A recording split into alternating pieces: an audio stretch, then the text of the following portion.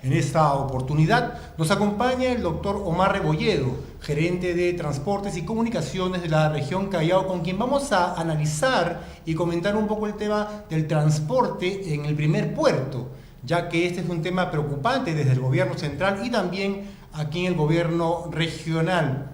¿Qué tal, doctor? ¿Cómo se encuentra? Gracias, muy bien. Gracias por la invitación y dar este inicio tan importante a este buen programa, ¿no? Ok. Doctor, el Callao en sí tiene una población mucho menos que la de Lima, evidentemente, es un poco más de 1 millón de pobladores, pero dentro del manejo que usted tiene, con la experiencia que tiene, obviamente, en el tema de transporte, ¿cómo analiza el panorama del Callao en materia de transporte? Recordemos que aquí tenemos combis, taxis colectivos, buses, hay toda una serie de problemas con respecto a ello. Bueno, uno de los principales problemas de nuestro país es el transporte, ¿no? Tú has visto las encuestas, esta seguridad ciudadana y siempre salta lo que es transporte público. El gobierno central ha hecho un gran esfuerzo a poder hacer lo de la Autoridad Autónoma de Transporte Urbano, que por fin va a coordinar de manera integrada, ¿no?, a las municipalidades, al gobierno central y a otras instituciones que tienen que ver directamente con este tema. Pero lo que tenemos que entender también es que muchas de las afectaciones o las deficiencias del sistema es producida también por los mismos usuarios. A veces siempre somos de echarle la culpa a los funcionarios públicos que no tienen una buena planificación, todas estas cosas, pero la gente está acostumbrada a bajarse, por ejemplo, de una combi a medio de la calle porque le pide al chofer que lo haga, o estira su mano en cualquier sitio para que el taxi pare. Entonces, estas conductas también son cuestión de que las personas también comencemos a cambiar. La autoridad va a poder dar normas, va a poder regularizar algunas cosas, pero tenemos que poner nuestra parte también. Eso tiene que ver con un tema en sí, que el transporte no es solo un problema a nivel político, también es a nivel social, cultural, educativo. Justamente, y tú lo has dicho bien, el transporte, el tránsito y la seguridad vial son multisectoriales y multifactoriales. Como te señalaba, ¿no?, hay muchas personas, por ejemplo, un caso es los mototaxistas, ¿no? Los mototaxistas normalmente llegan al mototaxi no porque sea su primera opción de trabajo, sino es porque dejaron de trabajar en algún sitio o no pudieron ingresar a trabajar en algún sitio y ingresan a trabajar ahí. Pero eso no significa que estas personas no estén preparadas, capacitadas por los funcionarios, las municipalidades, para que hagan una labor coherente. Nosotros tenemos normas, el Decreto Supremo 007, el 016, que especifican qué cosas tienen que hacer y qué cosas no. Pero muchas autoridades a veces lo dejan de lado. Tenemos que entender que este tipo de sistemas de transporte, digamos, pequeños, que son colectores o ayudan a llegar a los sistemas más grandes, tienen esa función, llegar a un transporte más grande, no de manera regular como se está vendiendo en este momento. Ahora, si bien usted ha asumido la gerencia de transportes en el Callao, el transporte, como lo hemos dicho, es un tema preocupante, es una papa caliente, en pocas palabras. Así es. ¿Qué planes, qué estrategias, qué acciones piensa tomar en la región Callao? Obviamente a la cabeza usted de esta gerencia. Bueno, la Gerencia Regional de Transportes y Comunicaciones del Callao es una gerencia sui generis, ¿no? Porque a diferencia de las demás no manejamos algunas autorizaciones por no tener 2 provincias. Pero eso no nos impide coordinar con la Municipalidad Provincial, como ya lo venimos haciendo, trabajando con la GTU para mejorar algunas cosas que ellos se han dado cuenta que tienen que mejorar, ¿no? Nosotros tenemos la suerte de tener también en la Gerencia de Transporte Urbano de la Municipalidad un funcionario que tiene experiencia en el tema y eso contribuye a que entre técnicos podamos ver la mejor solución. Y más aún todavía aunado que la ATU ya está en funcionamiento, el presidente de esta autoridad es una persona que conoce mucho el sector y que ya ha comenzado a dar las primeras pinceladas, ¿no?, de trabajos de a dónde están apuntando y qué es lo que quieren hacer. Nosotros no podemos ir en contra de la ATU, porque la ATU tiene una competencia legal mucho mayor que la de nosotros, pero lo que sí podemos hacer, como lo estamos haciendo desde el primer momento por el encargo del señor gobernador, es supervisar, coordinar y ver que las cosas que necesita el Callao se puedan poner en funcionamiento lo más rápido posible, ¿no? Al momento, ¿qué es lo que necesita el Callao en materia de transporte y cómo lo piensan desarrollar? ¿Es un plan a corto, mediano, largo plazo? ¿Cómo se va a implementar? Bueno, el transporte, el cambio es un cambio a largo plazo, ¿no? El que diga que lo va a hacer de la noche a la mañana es una mentira. Hay concesiones, hay rutas autorizadas, hay modelos de planes reguladores, pero lo más importante es con lo que se empezó, ¿no? Desarrollar ya las líneas del tren que hace que un transporte masivo pueda llegar a una persona de un lugar a otro con un tiempo estimado cierto, digamos así, ¿no? Lo que ahorita no puede ser, tú te subes en una combi o un bus, no sabes cuánto tiempo te demorará realmente. Entonces, esto es uno de los principales ejes en los cuales se tiene que seguir trabajando Y lo más importante, el gobierno regional está trabajando en algunos proyectos ya para interconectar estas líneas del tren. Porque lo importante es no desatender en la zona de Ventanilla, Pachacute, que son casi el 40% de la población del Callao. Claro, si bien es cierto, por el momento se tiene lo que es la línea amarilla que llega hasta Cantacallao, desde Javier Prado. Es de alguna manera una interconexión de Lima al Callao y facilita de alguna manera, pero como usted señala, pues no se sabe cuánto tiempo toma, porque tomando pues evitamiento y una carretera es muy difícil establecer el tiempo de llegada, y la línea 2 que está en proyecto van a ser grandes beneficios para avanzar en el tema del transporte. Pero ¿qué se va a hacer con respecto a lo demás? Si bien existen algunas líneas autorizadas, tenemos el tema también pues de las combis y de las mototaxis. ¿Se planea reordenarlas, sacarlas del camino? ¿Qué es lo que se planea con respecto a ellos? Claro, lo que pasa es que estas competencias en este momento son de la Autoridad de Transporte Urbano. Ya. Ellos son los que van a definir cuál va a ser la planificación para poder cambiar las rutas, designar rutas nuevas, ver por dónde van a funcionar el transporte, no el tránsito. Claro. En este caso es importante ver a qué están haciendo esos lineamientos que responden a un trabajo no de un día, sino un trabajo articulado ya con el Ministerio y con los gobiernos regionales, en los cuales ya se han diseñado algunas líneas de acción. Y podemos ver, ¿no? Lo principal es que en Lima ya comenzaron las reformas con los corredores viales que llegan hacia el Callao, pero tenemos que darle continuidad, pero esa continuidad también tiene que ser una continuidad legal. Y es importante porque tampoco podemos ir en un Estado de Derecho como el que tenemos nosotros, erradicar contratos de concesión sin darle pues las garantías a la otra parte, porque si no la gente no va a querer invertir en transporte. Claro, de alguna manera es el problema, ¿no? Y también cuando se invierten en estos tipos de corredores al inicio, como ha ocurrido con Lima, se genera cierta confusión, congestión, porque la gente desconoce cómo es el sistema, cómo debe operar, pero debemos adaptarnos porque es parte de la modernidad, ¿no? Porque no podemos vivir toda la vida entre combis y mototaxis. Y algo que también es muy importante señalar y que lo hablamos hace un momento, ¿no?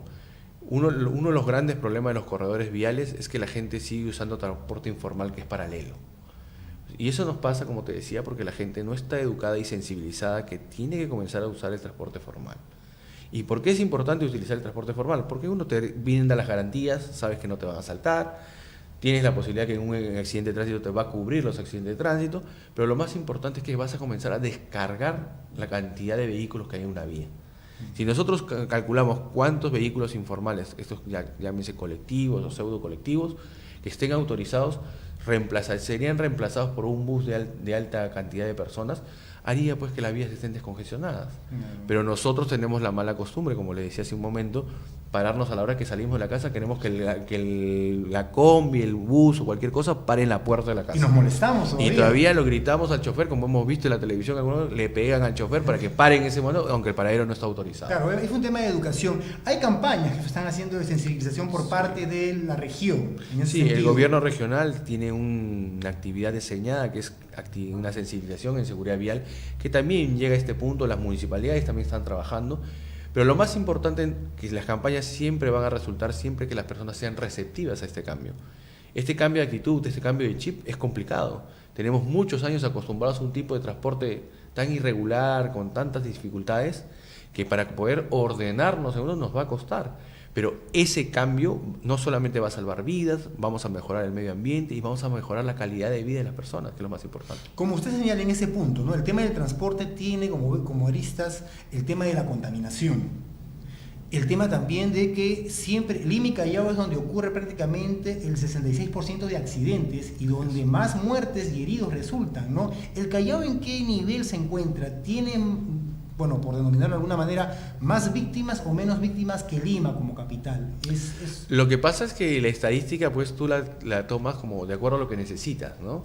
Si tú ves en proporción entre tasa de accidentes con tasa poblacional, el Callao va a estar siempre muy bajo, ¿no? Porque tenemos aproximadamente, no llegamos ni a 40 muertos en un año.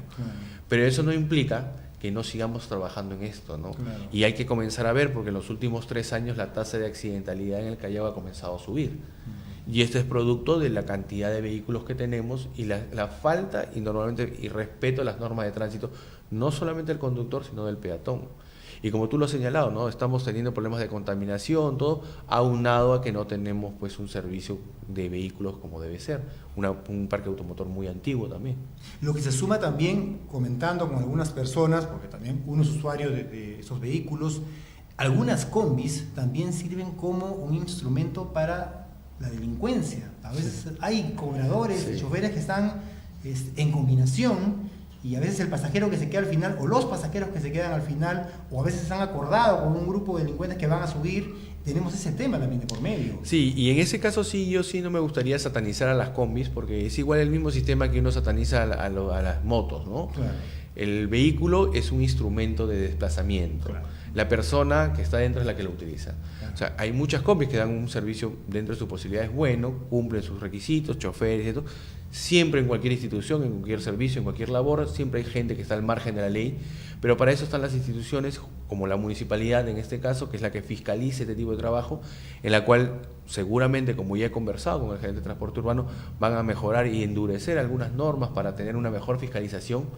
Pero esto también va de la mano con lo que va a hacer la ATU, ¿no? La ATU tiene un sistema muy complicado, una tarea muy dura para este cambio radical que tiene que hacer en el transporte en el Perú, ¿no? Al menos en Lima y Callao. Ahora, además, otro tema que ocurrió en Lima y que pensamos que puede replicarse en el Callao es el tema de que si empezamos a crear corredores, buses, como deben ser, a gas, que no contaminen, que puedan llevar mayor cantidad de pasajeros, ¿qué sucede con todas estas personas que prácticamente son esta masa laboral dedicadas a las combis? ¿A dónde se van ellos? Es un tema también que Lo que pasa preocupa. es que un diseño planificado de un corredor como se tiene, implica también un plan de reinserción laboral de las personas que están a los costados. Lo que pasa es que muchas veces se han hecho algunos diseños que no han estado de la mano con este tipo de trabajo, pero justamente esta autoridad nueva es la que va a regularizar estas cosas. ¿Por qué? Porque ya no va a ser que la Municipalidad de Lima haga una cosa, la Municipalidad del Callao otra cosa, una distrital se mande a hacer otra cosa diferente. No. Para eso hay una sola autoridad centralizada, la que va a indicar qué se va a hacer y cómo se va a hacer que esas personas también puedan entrar a trabajar en otros sitios, ¿no? Okay. Y también otro tema que está en el Callao, el tema de la antigüedad del parque automotor, que es un tema nacional. O sea, Sí, circulan justamente. vehículos de épocas ya... Lo que pasa es que el servicio de transporte te da pues la posibilidad de tener vehículos que estén operando de acuerdo a que se hayan pasado la inspección técnica vehicular o no. No. Ahora, la realidad también es que ya el Ministerio de Transportes con las municipalidades provinciales han comenzado a trabajar ya un plan de renovación vehicular, dándole de baja ciertos vehículos para que ya efectivamente ya no podrían comenzar a circular, ¿no? El plan piloto se inició, si no mal recuerdo, el año pasado en Arequipa, porque tuvieron un plan en Trujillo también, eliminando ya del servicio ya vehículos con cierta cantidad de años. Esperemos que comiencen a trabajar igual acá en Lima y Callao, pero yo considero que a veces puede ser importante la antigüedad del vehículo para poder sacarlo, pero también lo importante es tener una buena operatividad, siempre y cuando tengamos una buena inspección técnica vehicular que certifique que ese vehículo no contamina y lo más importante, que operativamente está funcionando bien, ¿no? Y eso lo podemos tener en ambos escenarios, tanto transporte público como privado, porque también hay conductores, bueno, de uso Claro. particular, que tienen sus vehículos pues en un estado Mire, deplorable. el Ministerio de Transportes está trabajando en nuevas estrategias para mejorar las inspecciones técnicas vehiculares. Las inspecciones técnicas vehiculares son una herramienta importantísima para poder mejorar la calidad del servicio, no solamente del particular, sino también del transporte público. ¿Por qué? Porque ahí nos va a dar la garantía que el vehículo en el cual nos subimos cumple las normas de tránsito y cumple las normas del Decreto Supremo de Administración de Transporte. ¿Y por qué digo de particulares? Dirán, pues no, doctor, pero no es importante el particular. No, porque, por ejemplo, tú, el día viernes, jueves, vas a jugar pelota con algunos amigos y te subes en el vehículo de un amigo de regreso, ¿no? Después de jugar pelota. Y te subes a un vehículo que está destartalado, que no tiene luces, el parabrisas no funciona y diferentes cosas. Lo más probable es que te pase un accidente, más como la llovizna que tenemos ahora, si no tienes las llantas. Pero no lo hacemos.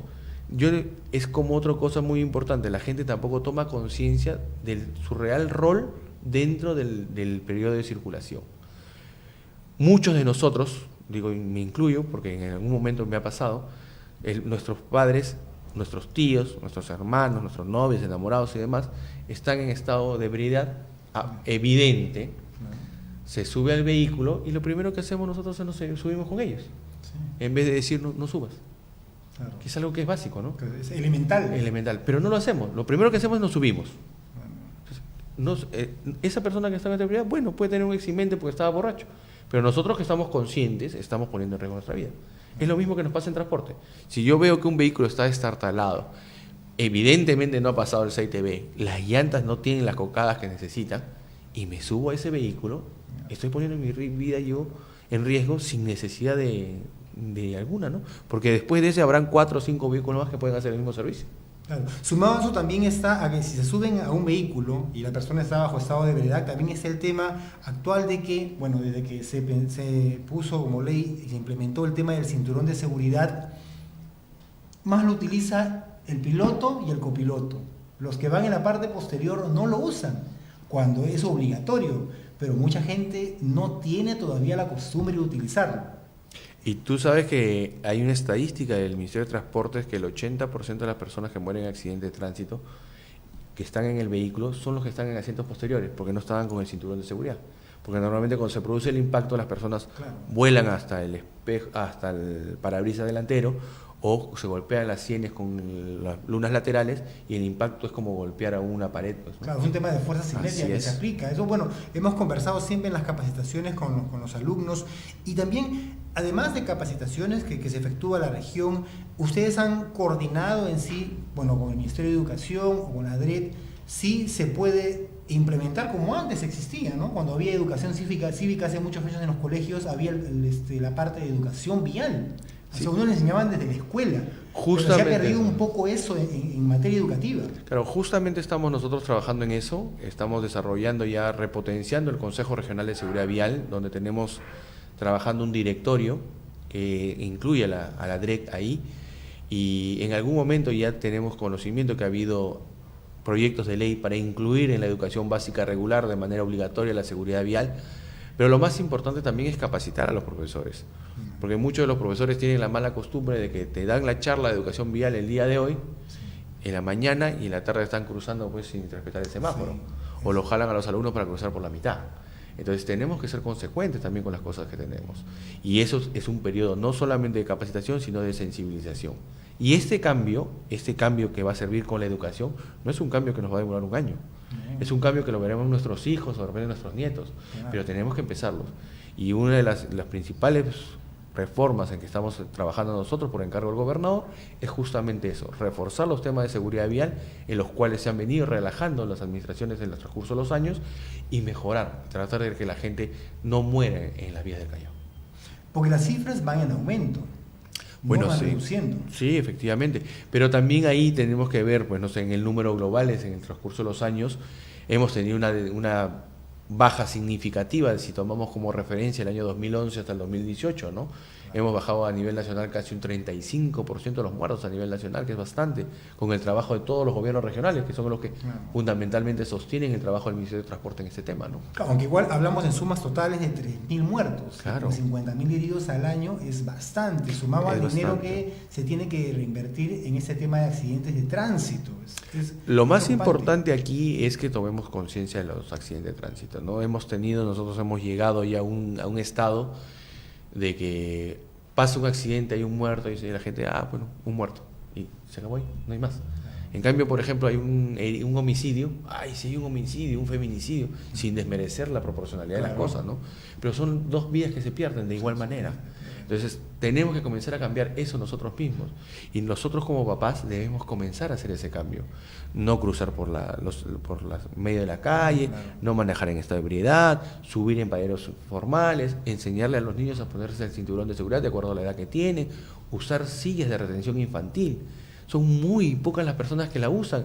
Y muchas veces yo he estado en muchos eventos y lo primero que dicen es que una de estas sillas tiene un costo muy elevado.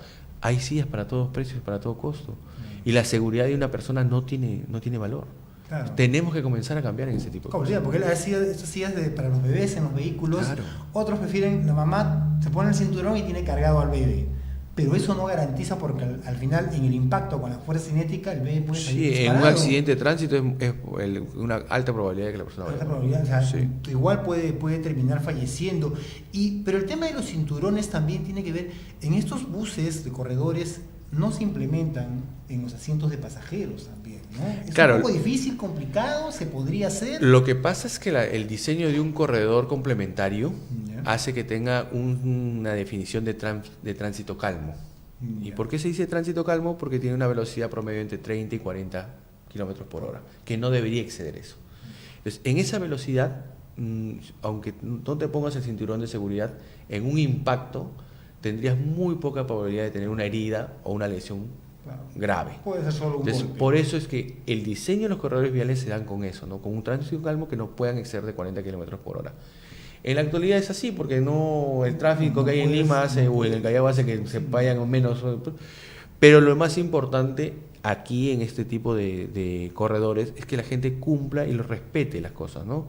Yo, por ejemplo, veo mucho que la gente está en la cola, espera un ratito, espera 5 minutos y ya se desesperan y se van en un bus, en un carro informal. En el carro informal a la gente no le importa llegar en 5 minutos en una distancia que debió a veces ser en 40, pero ya llegó. O sea, no le importa cómo llega, o sea, y si llega también. Claro. Entonces, eso es algo que tenemos que cambiar nosotros. O sea, por más que las autoridades nos pongamos difíciles, tengamos vallas más altas, tengamos normas más estrictas, si las personas no empezamos a hacer un cambio nosotros mismos, esto no va a ayudarse. Claro, porque también pasa de por medio el tema de invertir en tu propia seguridad. Porque si bien tomas un bus de un corredor, el pasaje puede estar un poco más, pero va a ser un vehículo más seguro, como señaló usted al principio, que tiene pues un seguro, Por supuesto. y que va a una velocidad controlada. A diferencia de una combi, como se han encontrado varias, que son piratas y que tienen millones de soles y acumuladas en multas que nunca las van a pagar, porque eso es. Y un ejemplo evidente, sin irnos al urbano, para que no digan que solamente estamos diciendo cosas urbanas, es las carreteras, ¿no?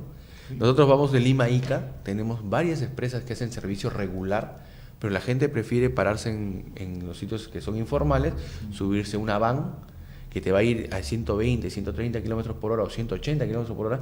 Ahí no sabes si el chofer descansó, si ese carro pasó CITV, si tiene SOAT, si vas a llegar como debe ser. Entonces, esas cosas aumentan el riesgo de un accidente. Pero, como te vuelvo a decir, es una cuestión de nosotros mismos. Nosotros mismos tenemos que comenzar a ayudar a las autoridades para que esta demanda que tenemos de cosas baje y eso ya no sea un negocio rentable para las personas. Sumado a ello, la gerencia ve el tema de lo que son las licencias de conducir. ¿Cómo se está manejando esto? Porque si lo hablamos legalmente, un vehículo es también un arma, porque un vehículo puede matar, como un arma de fuego. Así es. ¿No? Entonces, se están implementando más controles, se planean implementar más controles, porque no creo que todos, así como un arma de fuego, no todos deben tener una licencia para manejar Por un supuesto, vehículo. en eso estamos completamente de acuerdo. Y el gobernador regional y la gerencia general del gobierno regional de Callao me han pedido que esto comience a mejorar y lo hemos podido evidenciar. Tenemos controles más fuertes y más estrictos para pasar nuestros exámenes de normas y nuestros exámenes de manejo. Tenemos un promedio de 40% de personas jaladas en el examen de manejo en un día. Y tenemos una de las regiones top en este tipo de jalados, ¿no? Eso lo que implica es que nuestro personal está haciendo una evaluación más estricta y buscando la forma de que estas personas que van a circular en la calle próximamente tengan los conocimientos al menos de las cosas que son básicas. Pero aunado a eso estamos desarrollando nosotros ya un proyecto en el cual no solamente estamos capacitando al personal nuevamente con nuevas técnicas de evaluación, sino también estamos desarrollando ya sistemas de software y que puedan permitir que la automatización en la evaluación nos permita evaluar correctamente a las personas. Se escuchó, sí, hace poco en noticias que estaban viendo el tema de interconectar a todo el país, es decir, porque hay la mala costumbre que si tú jalas en una región, te vas a otra y en otra sacas su licencia. ¿Esto para usted es positivo? Que todos estén interconectados para que... Lo que pasa es que la realidad es que las regiones como nosotros debemos de cumplir las normas como están establecidas. Si tú tienes una dirección de Lima, tienes un examen médico de Lima, no puedes dar en el gobierno regional de Lima Provincias, porque la norma no te lo permite. Para eso, los gobiernos regionales, dentro de sus administraciones, tienen que comenzar a establecer mecanismos de control, como lo estamos haciendo nosotros para eso. Muchas veces no pasa eso en otras regiones, pero lo estamos mejorando acá. Claro, porque es un peligro, o sea, manejar un vehículo si no has pasado el control psicológico y también el tema del manejo de la conducción del vehículo es alto riesgo. Pues. Tener una persona que no tenga la destreza para conducir un vehículo y que, bueno, si tiene algún problema psicológico, tome un vehículo, es un arma pues letal que puede cobrar vidas como las viene cobrando. Y tenemos cifras altas de heridos, y cuando justo se hablaba en capacitaciones, no solo hablamos de heridos pues con golpes o monitores, no hablamos gente que queda cuadraplégica, postrada a una silla de ruedas, y no solo se ven afectados tanto conductor como peatón o peatones que son víctimas, sino también las familias, porque son todos los que se ven inmersos dentro de este problema. Pero lo que tenemos que ver acá también es que es muy importante recalcar, ¿no? Nosotros dentro de los países de Latinoamérica estamos en bajo del promedio de accidentes de tránsito, muertos y heridos. O sea, que tengamos una cantidad de muertos de 3.000 aproximadamente, no significa que estemos en lo más top de la accidentalidad a nivel nacional, internacional, ¿no? Bueno, ha sido interesante la entrevista con el doctor Omar Rebolledo, gerente de transporte. Vamos a ir a una breve pausa y retomamos la entrevista.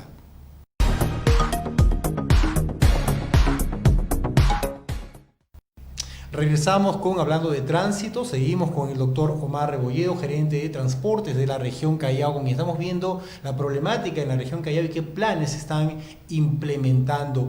Hablábamos de que se iban a implementar corredores viales en el Callao, es lo que se proyecta. ¿Se tiene una fecha establecida? ¿Cómo se va a manejar esto?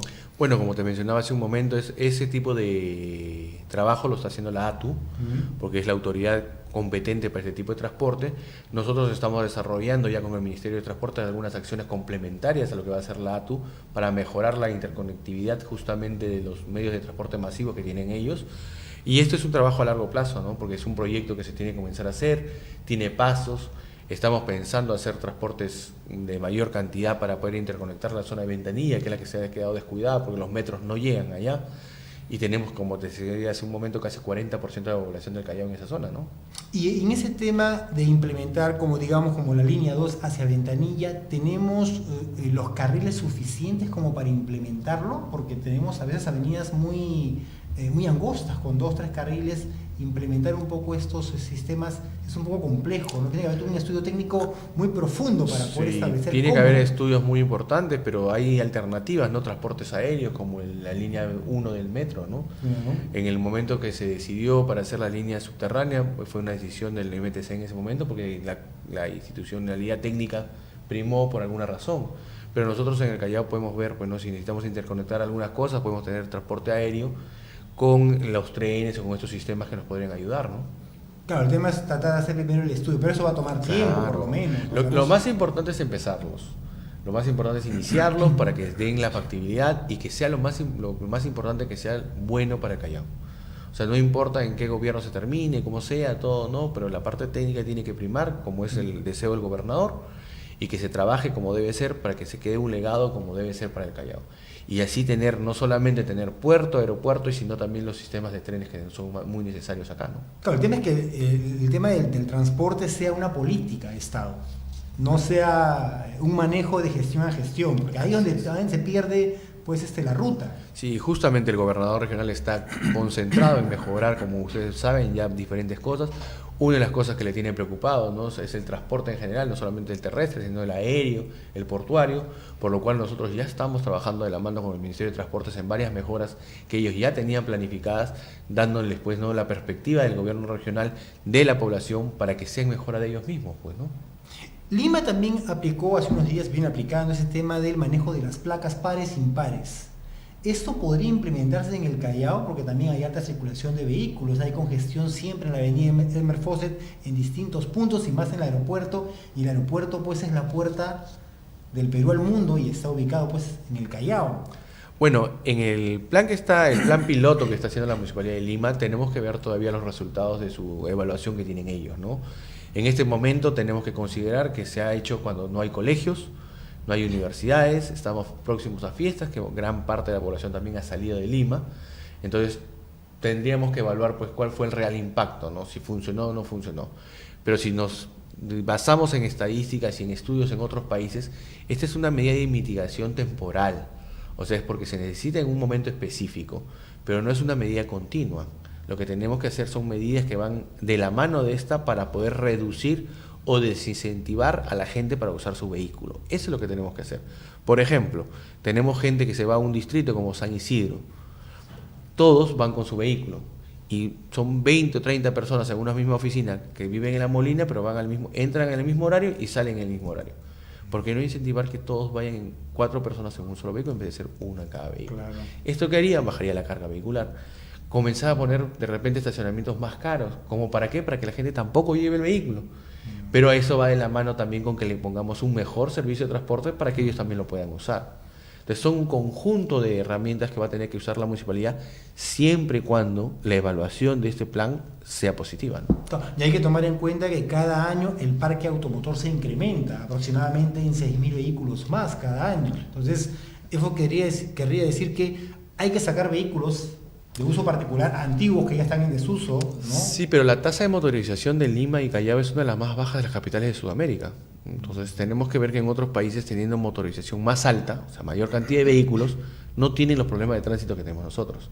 Entonces lo que tenemos que comenzar a concentrarnos, como lo están haciendo las autoridades de la municipalidad y en este caso seguramente en coordinación con el ministerio y con los gobiernos regionales, es comenzar a trabajar más de la mano en lo que es gestión de tránsito.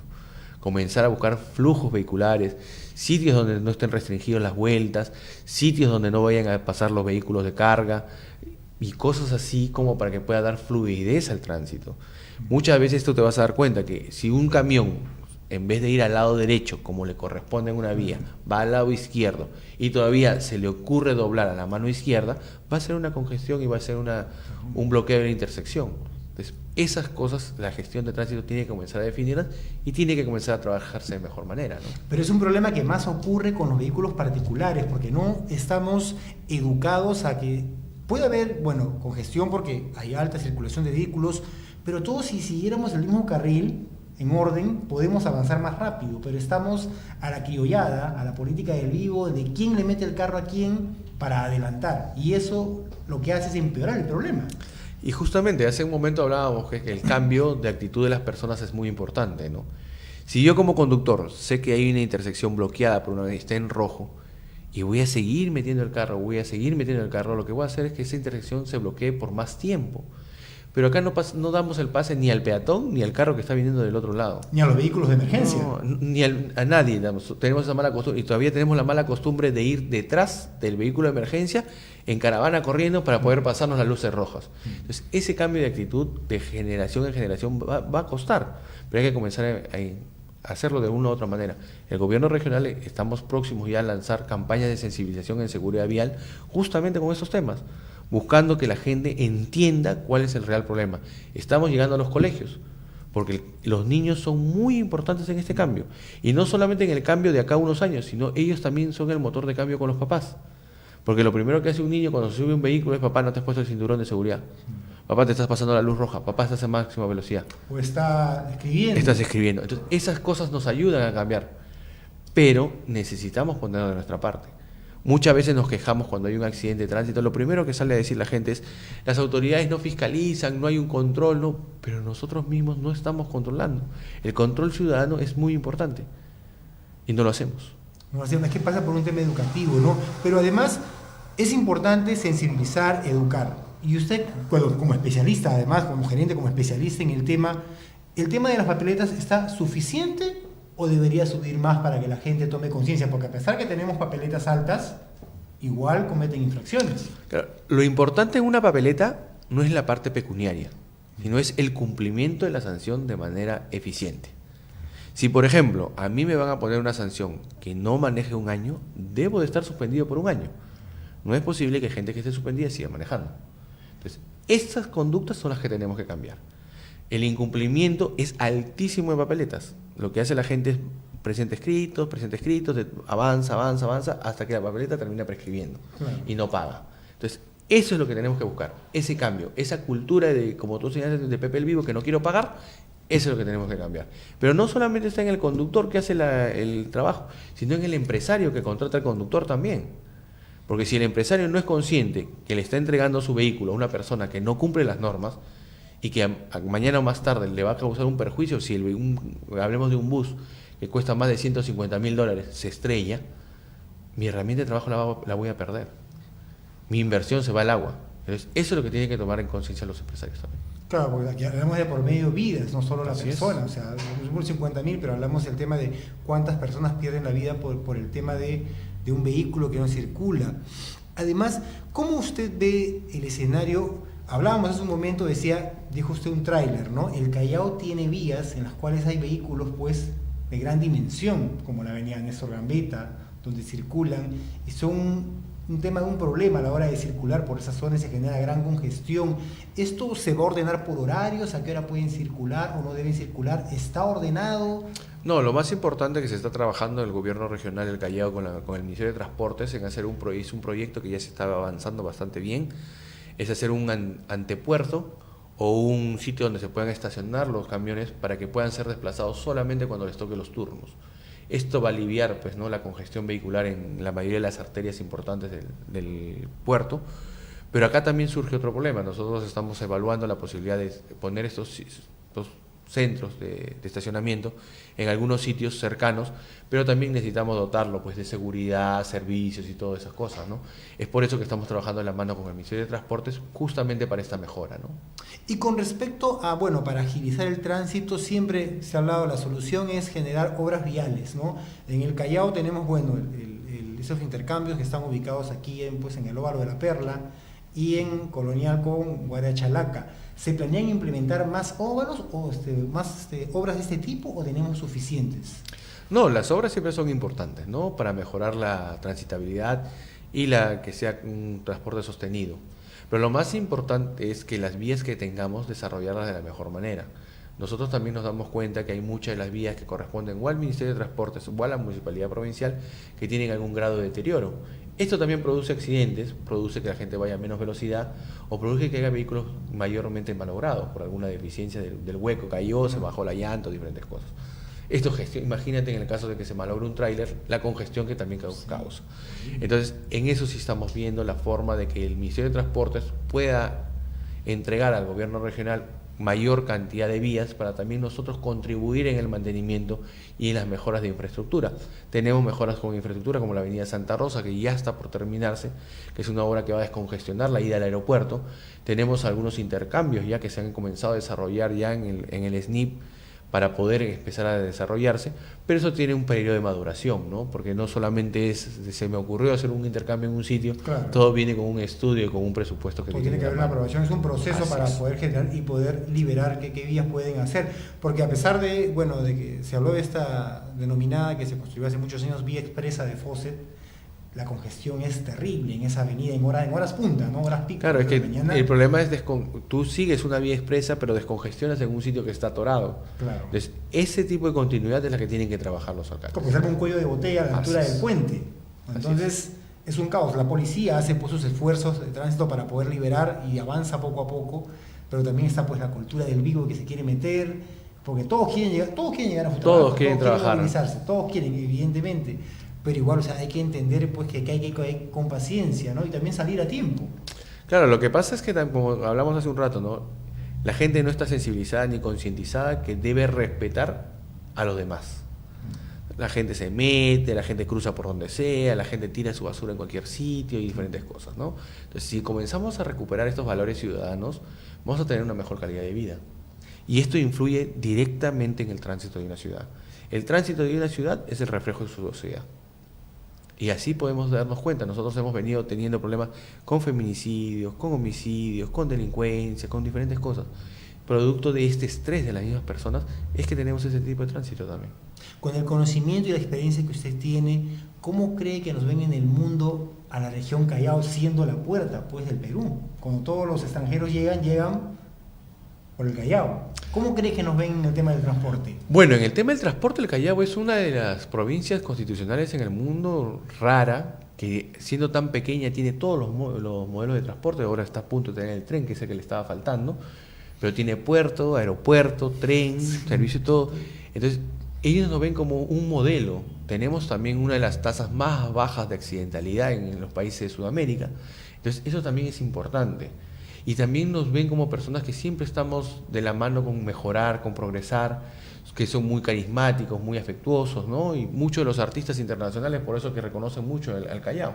Entonces hay que seguir en ese, hay que buscar esa identidad chalaca que se tiene para comenzar a trabajar en eso mismo, ¿no? Tenemos que mentalizarnos, ¿no? Así Mentalizar. Si no cambiamos ese chip ya somos, podemos dar más, podemos contribuir, no va a cambiar esta escena. Y utilizando de repente una frase que se utilizó en algún momento en una campaña de seguridad vial es yo hago el cambio, ¿no? O sea, yo voy a ser el que haga el cambio. Si no lo hago yo, nadie lo va a hacer. Claro, es que en el tema del transporte, o sea, cuando ocurre un accidente de tránsito, como hablábamos hace un momento, pues el problema no solo arrastra a familias, arrastra a diversas personas, como si recordamos hace algunas semanas esta profesora en Miraflores, en la avenida Claro. Benavides, era una profesora con una carrera hecha, que salía de trabajar, pero lamentablemente manejaba texteando y terminó arrollando a otras personas. O sea, cómo tu vida puede dar un vuelco, un giro, totalmente en una fracción de segundos por una acción irresponsable al volante. Y no solamente dar vuelta a tu vida, ¿no? Sino toda la vida de las personas que están a tu Claro, lado y todo. las personas que fueron accidentadas. en ese Las momento. ventanas, tus familias, Claro. todo. O sea, ella ahora, bueno, está recluida en un establecimiento penitenciario, las personas han quedado con lesiones, pero o sea, cómo todo puede cambiar en segundos. En Ese es- segundos. Y tenemos que, hay que darnos, lamentablemente, pues hay que darnos pues un golpe, ¿no? Contra la pared para tomar conciencia y recién cambiar. O sea, esperamos lo grave para recién, oye, no debemos hacerlo. Y es que eso, la gente recién toma conciencia cuando les pasa a alguien muy cercano a ellos o a ellos mismos. Y como tú lo has dicho, no podemos esperar en esto, ¿no? Tenemos que comenzar a hacer el cambio nosotros mismos y tenemos que ser conscientes que la forma como nos desplacemos va a ser que ayude a cambiar todo este problema que tenemos ahorita. En una oportunidad, justo hablando de ello, un estudiante de un colegio nos contó una experiencia que justo se dirigía a su colegio en la mañana y se bajó de la combi, esas combis, ¿no? Que circulan por la avenida Colonial, pero él, o sea, cruzó la pista y la combi avanzó y lo golpeó, obviamente lo arrojó al suelo, pero por parte del conductor del cobrador no hubo ninguna reacción, solo esquivó y se fue. También tenemos ese tema, o sea, no auxiliamos. Pero ahí, por ejemplo, hay algo que es muy cierto, ¿no? La combi no estaba vacía, pues. Y ninguna de las personas que estuvo adentro se lo reclamó. No es solidaridad. Eso es importante. Y más con un menor de edad, ¿no? Que es un niño que está desprotegido, que está haciendo, que es un Lo ha usuario golpeado. vulnerable, está en el pie, tirado en la La pista, de repente ensangrentado, no sabemos cómo habrá sido el golpe, ¿no? Claro. Y no les damos auxilio nosotros mismos. Entonces, ¿qué somos? Somos cómplices de este tipo de cosas, ¿no? Y al ser cómplices de este tipo de cosas, permitimos que estas conductas se repitan. Muchas veces nosotros, me ha pasado, estás en un bus, el vehículo está haciendo a excesiva velocidad y si tú reclamas para que la persona disminuya la velocidad, todos los demás se comienzan a gritar. Oye, estás loco, déjalo que maneje porque queremos llegar. Entonces, si nosotros mismos no somos conscientes de que nosotros somos los que nos ponemos en riesgo y si reclamamos podemos cambiar ese hecho, tenemos que comenzar a cambiar. Y ocurre también con los policías de tránsito, Claro. cuando hacen un operativo, ¿no? Con los fiscalizadores, detienen el vehículo y todo el mundo reclama que estoy apurado, oye, déjalo. ¿Por qué lo paras en ese momento? Y hay muchas veces en operativos que se encuentran personas que no tienen ni licencia de conducir Sí.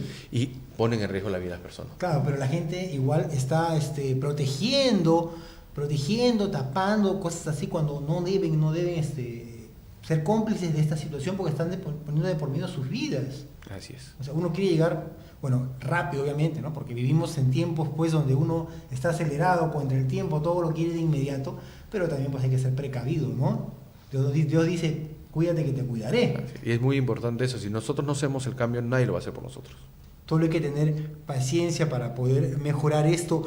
Palabras finales, ¿qué recomendaciones les puede usted dar a nuestros usuarios de Hablando al Tránsito para mejorar, que cambien la mentalidad, que exijan sus derechos? En este tema hay derechos y deberes, Por supuesto. ¿no? Lo más importante acá es, como hemos estado hablando en el transcurso de la entrevista, es que la gente tiene que tomar conciencia de cuál es su obligación en la vía, saber caminar, manejar, respetar a las personas, a los peatones, a los ciclistas, que también son muy importantes, y sobre todo no esperar que te pase algo malo para poder hacer el cambio. Nosotros somos ese motor de cambio, la posibilidad de que las cosas mejoren están en nuestras manos y tenemos que comenzar a hacerlo. Pensemos que tenemos esposas, papás, hijos, familiares y que nos puede pasar a nosotros. ¿Y qué tan complicado es un accidente de tránsito en una familia? Como tú lo has dicho, el Perú pierde aproximadamente el 2% del Producto Bruto Interno en accidentes de tránsito en un año. Si nosotros lo sumamos a eso, lo ponemos en montos, podremos decir cuántos colegios, cuántos hospitales podremos construir. Entonces, cambiemos, comencemos a buscar soluciones, pero en nosotros mismos. Bueno, fue el doctor Omar Rebolledo, gerente de Transportes y Comunicaciones de la región Callao, quien nos acompañó en esta oportunidad en Hablando de Tránsito. Nos reencontramos en el próximo programa. Muchas gracias.